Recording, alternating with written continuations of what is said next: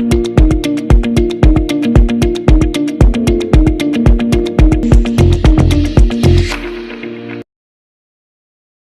pessoal, seja muito bem-vindo ao canal Lendo e Querendo. E antes de começarmos em si a falarmos um pouco sobre a peste do Albert Camus em si, eu não sei se eu estou pronunciando o nome desse autor certo, né? Albert Camus. Enfim, é algo do tipo, tá bom? Enfim, a peste do Albert Camus. Tá aí no título do vídeo, ok? Tá chovendo aqui fora, ok? Tá uma chuva muito grande e mesmo assim eu ainda vou gravar vídeo. Então vai ficar um barulho aí de chuva caindo, de água caindo devido à chuva, ok? Mas enfim, minha gente, esse aqui é o livro de abril para o nosso projeto 12 livros para 2019 em si, tá bom? Então já começamos bem, né? Isso não. O que acontece é o seguinte, tá bom? Eu demorei muito para resenhar esse livro aqui devido às reflexões filosóficas que esse livro tem. Vamos por partes. Você pode ler A Peste do Albert Camus de duas formas. De uma forma história, de uma forma de entretenimento, daquela forma de apenas somente conhecer a história do livro mesmo. Ou você pode ler A Peste do Albert Camus em si de uma forma reflexiva, de uma forma mais crítica em si, né? Ou seja, analisando mais os diálogos, as conversas que tem no livro mesmo, né? Analisando mais as descrições que Albert Camus faz, tá bom? Porque esse é um livro narrado em terceira pessoa, só que tem um foco exatamente em um personagem, tá bom? Esse livro foi publicado em 1947 e assim, nós já percebemos aqui, e eu só fui perceber isso depois que eu li a respeito, né? Essa questão de uma alegoria, tá bom? A ocupação nazista em si. Então aqui sim, nós teremos uma alegoria à ocupação nazista. E vale lembrar que se nós pararmos para pensar até em analisar a história da peste de Albert Camus, a gente vai encontrar sim, tá bom? Ali personagens que mais representam uma situação, que mais representam um tema da época, enquanto vamos colocar a ocupação nazista mesmo, né? Se o autor queria realmente representar essa obra como sendo isso, então há de fato ali uma representação por trás envolvendo aí a ocupação nazista. Então por isso que alguns especialistas, alguns críticos falam, né, que esse livro também é uma alegoria à ocupação nazista, tá bom? Agora, entrando em contato com a história da peste mesmo, do Albert Camus, e como eu tinha falado, né, entender isso aqui, ler isso aqui como uma forma reflexiva, como uma forma até crítica, a gente pode encontrar ali algumas coisas a mais e, né, desenvolver. Então, por isso que eu demorei um pouquinho para conversar em si sobre a peste. Vamos lá, a história em si. Esse livro aqui, a história desse livro vai se passar ali numa cidade pequena, né, numa cidade chamada Oran, tá bom? Que se passa ali, ela se localiza em si na Argélia em si. Então temos essa cidade pequena, né? Temos esse enfoque nessa cidade pequena, uma cidade calma, né? Logo de início, o Albert Camus em si aqui na história vai situar a gente na primeira parte desse livro. Esse livro é dividido em 5 partes, acredito eu, mas enfim, na primeira parte a gente percebe que Albert Camus vai situar a gente, vai falar um pouco da cidade, vai dizer a calmaria da cidade, vai falar da rotina das pessoas mesmo, né? As pessoas ali têm uma rotina tão, vamos colocar, tão mesmice, sabe? Tipo, elas vão pro cinema, elas voltam do cinema para casa, elas vão pro trabalho, do trabalho para casa, elas vão pra cafeteria e da cafeteria para casa. Então as pessoas naquela cidade estão acostumadas a ter uma rotina, uma mesmice em si. Então devido a isso, né, e devido ao que se vai alastrar aqui nessa cidade, as coisas começam a se complicar. Então aqui, por exemplo, nesse livro a gente vai encarar aqui outro embate, né? Outra ação aqui, né? A gente acompanha o foco em um personagem, né? Em um médico chamado Dr. Hicks. Eu provavelmente estou falando o nome desse personagem certo, me perdoem, tá bom? Então a gente tem um foco nesse personagem Dr. Hicks, né? Que é um médico ali que está atendendo os pacientes, está meio que cuidando da sua mulher, né? Que também está doente. Então do nada, tá bom? A cidade começa a vir ratos mortos, né? Centenas, muitos ratos mortos. E a doença começa a se alastrar, né? A peste aqui na história começa a se alastrar. Então as pessoas que tinham uma rotina diferente vai acabar perdendo isso.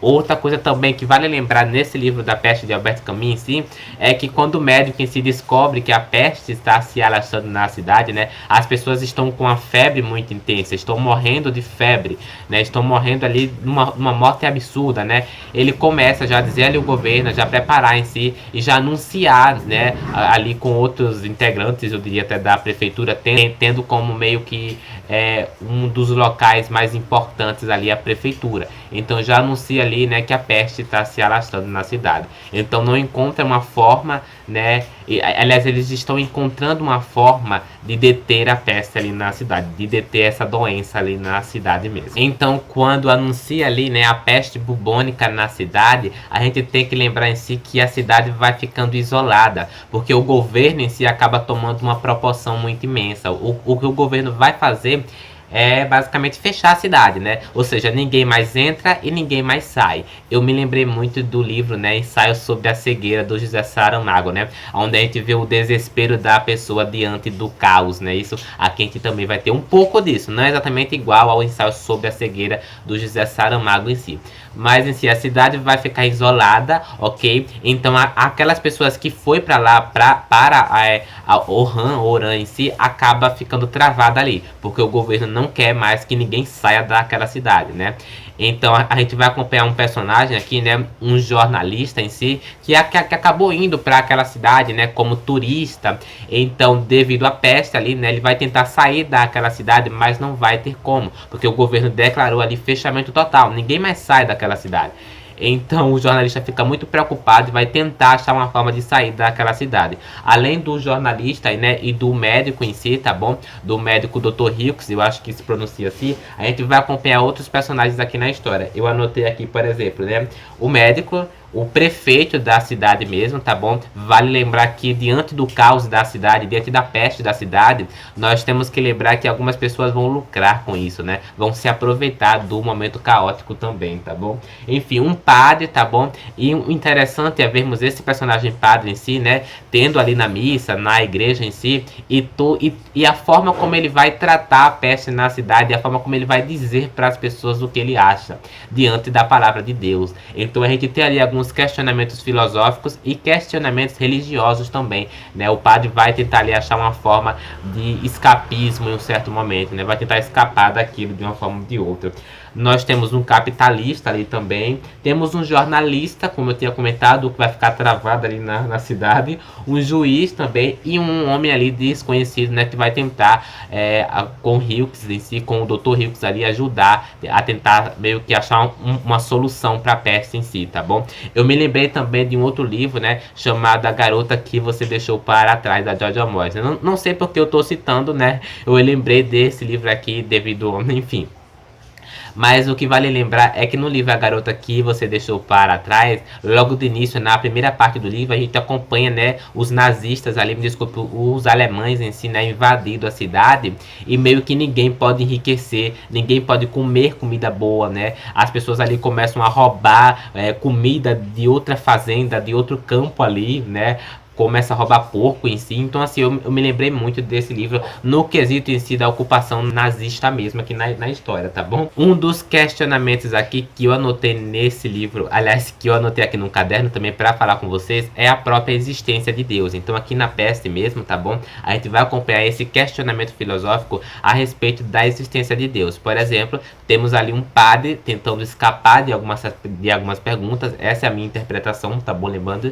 E assim, tá bom? Uma dessas perguntas a respeito da existência de Deus em si vai ser colocada ali para o Dr. Hughes. E o Dr. Hughes vai responder o seguinte: se acreditasse num Deus todo-poderoso, deixaria de curar os homens, deixando a ele esse cuidado. Então, basicamente, o que acontece é que diante da peste, né, vai surgir perguntas como é que Deus, né, permitiria toda essa doença se alastrando na cidade, né? Como é que Deus, o todo-poderoso, né, deixaria tudo isso acontecer?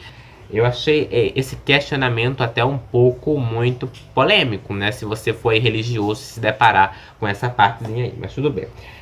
Enfim, outra coisa também é que o padre vai tentar ali achar algumas respostas em si, né, devido ao público em si da igreja. Então ele vai tentar achar ali algumas respostas. Uma coisa interessante também a respeito da peste, né, do livro em si e dessa cidade em si, é que as pessoas vão começar a ficar travadas, a cidade vai ficar isolada. Então as pessoas não fazem mais história, as pessoas não conseguem construir uma história, entendeu? Devido realmente, né, a não ter como, né, elas tentam achar uma fuga em si no, sei lá, na cafeteria, mas não tem mais café devido às mercadorias não poderem mais entrar ali, né?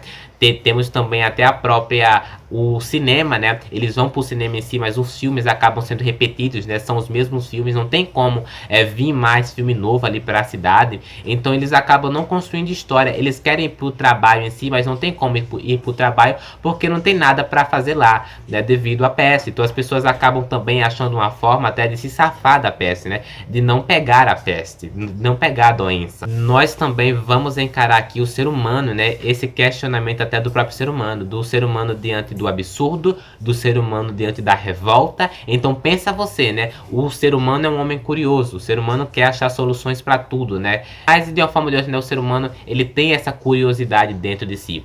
Então eles vão tentar, de fato, ali achar uma solução para a peste, de achar um jeito de deter aquilo, né? E eles vão estar diante até em um certo momento do absurdo, eles vão estar diante até de um certo momento da revolta. Eu separei aqui uma frase, né, que define muito essa questão da revolta e do absurdo na peste aqui do Albert Camus, tá bom? Então, a frase é a seguinte, o homem revoltado é aquele que enfrenta seu próprio absurdo.